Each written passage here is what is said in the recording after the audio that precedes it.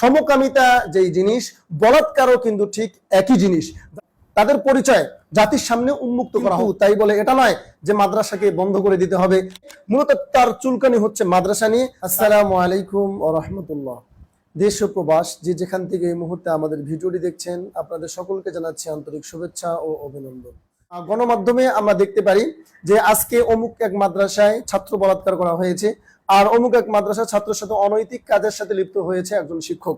তো এই ক্ষেত্রে আমি বলবো, যদি প্রমাণিত হয় কোনো শিক্ষক কোনো ছাত্রের সাথে অনৈতিক কোনো কাণ্ডকলাপে জড়িত হয়েছে, কিংবা সে কোনো ছাত্রের সাথে সমকামিতায় লিপ্ত হয়েছে, যেটাকে আমরা আমাদের সমাজে বলে থাকি বলাৎকার। কারণ এখানে একটা কথা আছে যে বলাৎকার আমরা কেন বলি, বা আমাদের সমাজে এলিট পারসন যারা রয়েছে তারা এটাকে বলাৎকার হিসেবে চালিয়ে দিচ্ছে। এই কারণে সমকামী কথাটা তারা মুখ দিয়ে উল্লেখ করতে চায় না, কারণ তারা তো সমকামিতাকে প্রমোট করে। তারা অবশ্যই চায় এদেশের মধ্যে সমকামিতা প্রমোট হোক, সমকামীদের এই দেশে অবস্থান আরো শক্তিশালী মজবুত হোক। সেজন্যই তারা কিন্তু কয়েকদিন পর পরে আন্দোলন করে, এবং তারা পুরুষে পুরুষে বিয়ের জন্য দাবি করে, তাতে কোনো সমস্যা নেই। কিন্তু মাদ্রাসায় এরকম একটা ঘটনা পাইলেই তারা সেটাকে বলাৎকার বলাৎকার বলে চিৎকার করে। আমি আজকে আপনাদেরকে একটা শব্দের সাথে পরিচয় করে দিচ্ছি।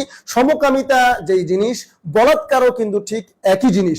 যারা সমকামিতা বা বলাৎকার একটা দেখলে নানান ধরনের প্রোপাগান্ডা চালানোর চেষ্টা করে, মূলত এরাই কিন্তু আমাদের সমাজে সমকামিতাকে এস্টাবলিশ করার জন্য যত ধরনের আন্দোলন করা দরকার সব ধরনের আন্দোলন তারা করছে। যেহেতু এটা বলাৎকার, তো বলাৎকারই, সমকামিতা তো সমকামিতাই।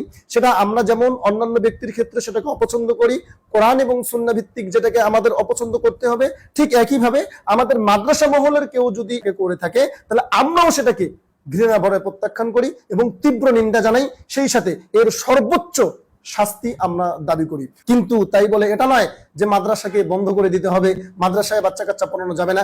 যেই সমস্যা সেটাকে সমাধান করতে হবে, অবশ্যই মাদ্রাসাকে মাদ্রাসার গতিতে চলতে দিতে হবে। এখন কেউ যদি দুই একটা সমকামিতা কিংবা বলাৎকারকে কেন্দ্র করে প্রতিষ্ঠান বন্ধ করার জন্য উঠে পড়ে লেগে যায়, তাহলে বুঝতে হবে মূলত তার সমস্যা হচ্ছে মাদ্রাসা নিয়ে, মূলত তার চুলকানি হচ্ছে মাদ্রাসা নিয়ে। তার চুলকানি কিন্তু কোনো অবস্থাতে বলাৎকারকে নিয়ে নয়। মাদ্রাসা শিক্ষা ব্যবস্থাকে কলুষিত করার জন্য যত ধরনের ষড়যন্ত্র, সব ধরনের ষড়যন্ত্র ইদানিং সময়ে আমাদের সমাজে চলছে, এবং এক এক জায়গায় এক এক ভাবে মাদ্রাসাকে পচানোর জন্য যা করা দরকার তাই করা হচ্ছে। গতকালকে গাজীপুরে দুইজন হুজুর সহ দুজন নারী এবং সেই সাথে আরো কয়েকজন পুরুষকে ধরা হয়েছে। তারা অনৈতিক কাজের মধ্যে একটা হোস্টেলে লিপ্ত হয়েছিল। এখন আমার কথা হচ্ছে, এই দুইজন হুজুরকে খতিয়ে দেখা হোক, তাদের পরিচয় জাতির সামনে উন্মুক্ত করা হোক।